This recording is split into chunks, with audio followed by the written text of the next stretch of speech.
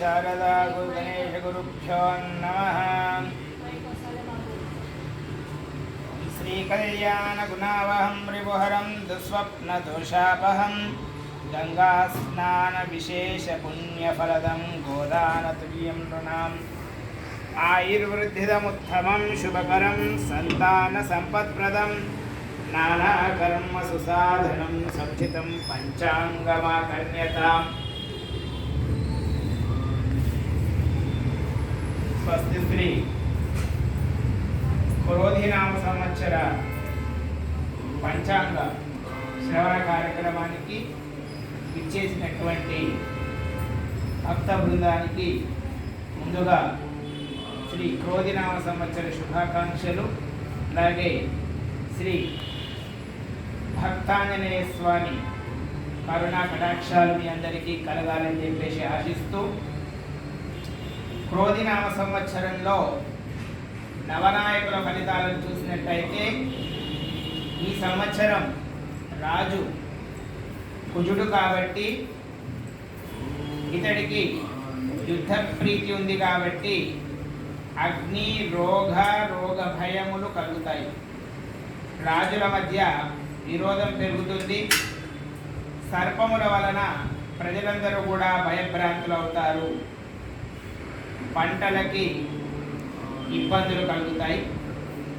అలాగే మంత్రిస్థానంలో శనేశ్వరుడు ఉన్నందున తక్కువ పంటలు పండడం, ప్రజలందరూ కూడా అనేక రకాలైనటువంటి ఇబ్బందులకి గురవ్వడం జరుగుతుంది.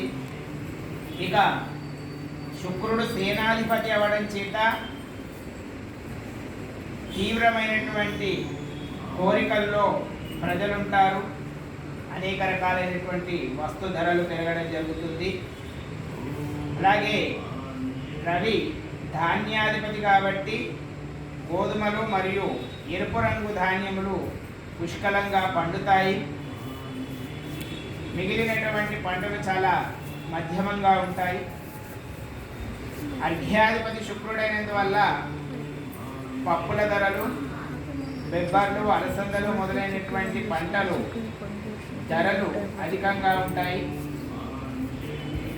శుక్రుడు మేఘాధిపతి అయినందున చక్కటి పాడి లభిస్తుంది. మరి పాడి వల్ల పశు సమృద్ధి వల్ల పాడి లభిస్తుంది. అలాగే రథాధిపతి బృహస్పతి గురుడు కాబట్టి చక్కటి వర్షాలు, వృక్షాలు, ఫల పుష్పాలు కలిగి ఉంటాయి. అలాగే నీరసాధిపతి గురుడు కాబట్టి పగడము, రాగి, రక్తచందనము, బంగారము, అగరు వస్తువులు మొదలైనటువంటివి సమృద్ధిగా ఉండడం జరుగుతుంది.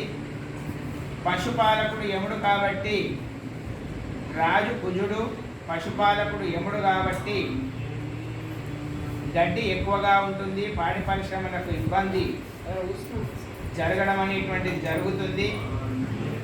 అలాగే శ్రీకృష్ణుడు గోష్ఠ బహిష్కర్త కాబట్టి కృష్ణుడి వల్ల పాడి పరిశ్రమ అభివృద్ధిలోనే ఉంటుందని చెప్పుకోవచ్చు. అలాగే అందరికీ కూడా ఈ యొక్క ఈ యొక్క క్రోధినామ సంవత్సరంలో అంతా కూడా శుభంగా ఉంటుంది. ముఖ్యంగా ఈ సంవత్సరం మే 4 నుండి జూన్ 2 వరకు, ఏప్రిల్ 29 నుండి జూలై 11 వరకు, మార్చ్ 2025 17 నుంచి 29 మార్చి 2025 వరకు మూఢములు ఉన్నాయి కాబట్టి ముహూర్తములు తక్కువగా ఉంటాయి. అలాగే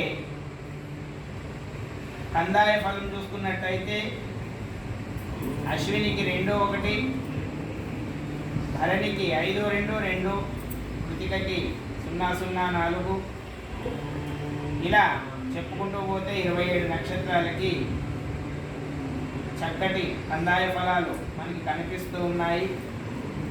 అలాగే మాసాలు చూసినట్టయితే చైత్ర మాసం మొదలుకొని అన్ని మాసాలు కూడా శుభాన్ని ఇస్తాయని చెప్పేసి మనం ఆశించవచ్చు. ఇక మేషాది ద్వాదశ రాశులన్నీ కూడా శుభంగా ఉండాలని చెప్పేసి ఆ యొక్క భగవంతుణ్ణి ప్రార్థిస్తున్నాము.